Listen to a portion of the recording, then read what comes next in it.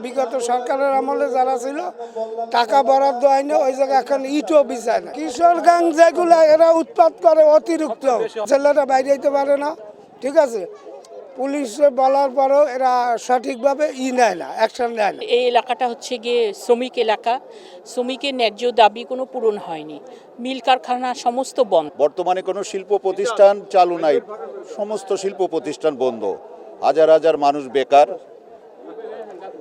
তা এখানে এই শিল্প প্রতিষ্ঠান বন্ধ হওয়ার কারণে আমাদের এখানে বিভিন্ন পর্যায়ে মানুষ খুব সমস্যার মধ্যে আছে। এই অঞ্চলের শিক্ষা ব্যবস্থা, তারপরে স্বাস্থ্য ব্যবস্থা, স্যানিটারি এবং বিশেষ করে বিশুদ্ধ পানি, এই বিষয়ে কিন্তু ব্যাপক ঘাটতি রয়ে গেছে।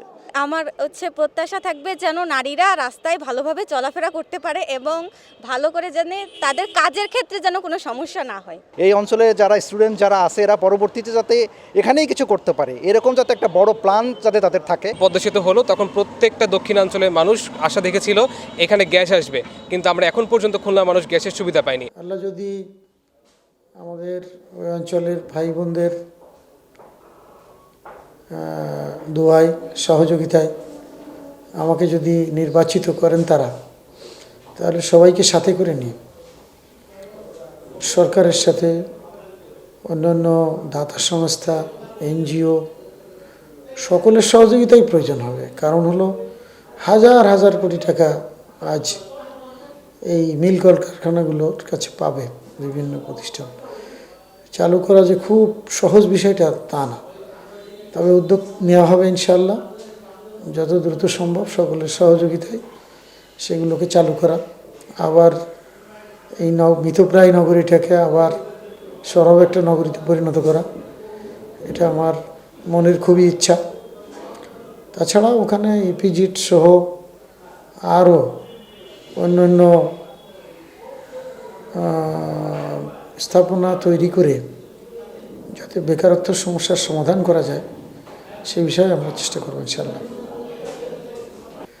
আমরা দৃঢ় আশাবাদী আগামী দিনে যদি একটি সুষ্ঠু নির্বাচন হয়, লেভেল প্লেয়িং ফিল্ড যদি থাকে, তাহলে জনগণ উৎসব মুখর পরিবেশে তার পছন্দের প্রার্থীকে ভোট দিতে পারে, তাহলে অবশ্যই ইনশাল্লাহ সচেতনতার জায়গা থেকে তারা সৎ, যোগ্য এবং দক্ষ লোককে বেছে নেবে।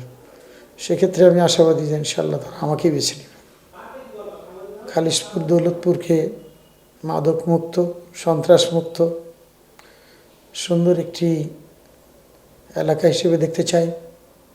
শিক্ষার উন্নয়ন হোক, স্বাস্থ্যসেবার উন্নয়ন ঘটুক, মানুষ তার মৌলিক অধিকারগুলো ফিরে পাক, এই নগরী যাতে একটা বাসযোগ্য নগরীতে পরিণত হতে পারে, এটা তাদের প্রত্যাশা।